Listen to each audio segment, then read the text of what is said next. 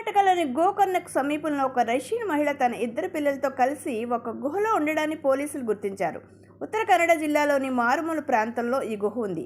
July 14న ఈ ఘటన వెలుగులోకి వచ్చిన తర్వాత దేశవ్యాప్తంగా వార్తల్లో నిలిచింది. నీనా కుటీనా అనే రష్యన్ మహిళ వీసా గడువు ముగిసినప్పటికీ భారతదేశంలోనే ఉంటున్నారు. గుహలో ఎందుకు ఉంటున్నారు అనే ప్రశ్న ఆమె, మాకు ప్రకృతి ఒడిలో నివసించడం అంటే ఇష్టం. మేమేమి ఆహారం దొరికిన ఎలాంటి షాపింగ్ సౌకర్యం లేని దట్టమైన అడవిలో ఉండడం లేదు. ఇది గ్రామానికి సమీపంలోనే ఉంది. మేము ఉన్న గుహ చిన్నది ఏమీ కాదు, చాలా పెద్దది.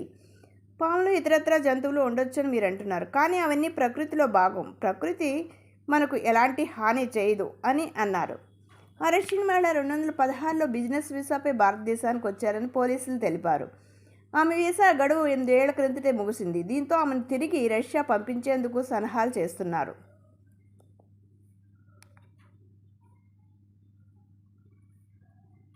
కర్ణాటకలోని